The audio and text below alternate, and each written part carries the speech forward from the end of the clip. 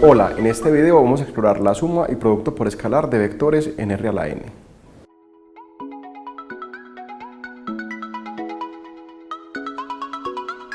Supongamos que u y v son dos vectores con el mismo número de componentes. La suma de u y v se define de la siguiente manera. El vector u más v es el vector que se obtiene sumando las componentes correspondientes.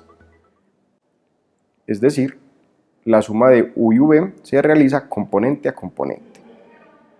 Por otro lado, si c es un número real, al cual vamos a llamar escalar, y v es un vector, entonces el producto por escalar se define como el vector c por v igual al vector cv1, cv2 hasta cvn.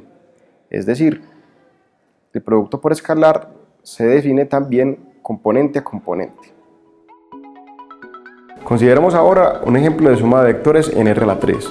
Supongamos, por ejemplo, entonces que tenemos el vector con coordenadas 1, 2, 3 y el vector v con coordenadas 1, menos 1, 1.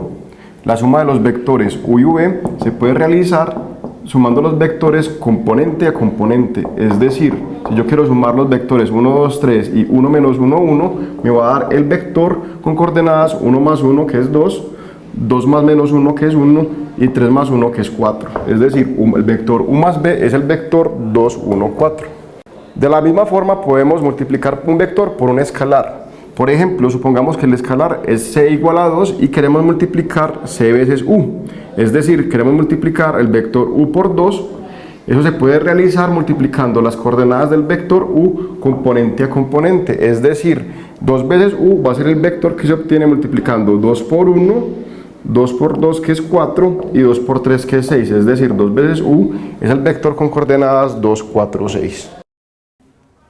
A continuación vamos a estudiar la interpretación geométrica de la suma de vectores.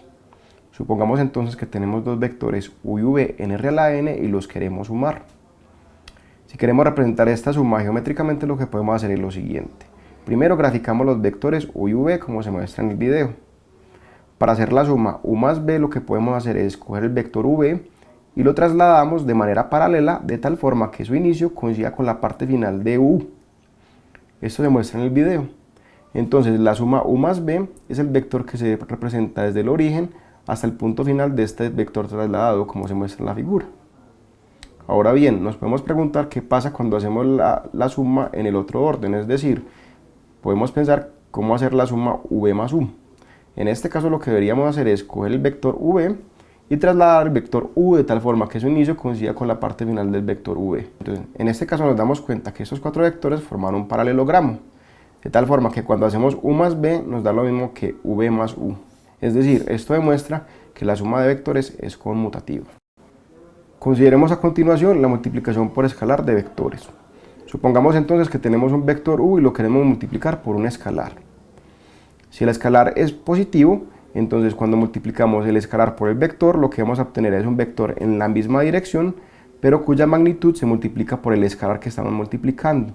Por ejemplo, si vamos a multiplicar el vector u por 3, lo que obtenemos es un vector en la misma dirección de u, pero cuya norma es 3 veces la norma del vector u.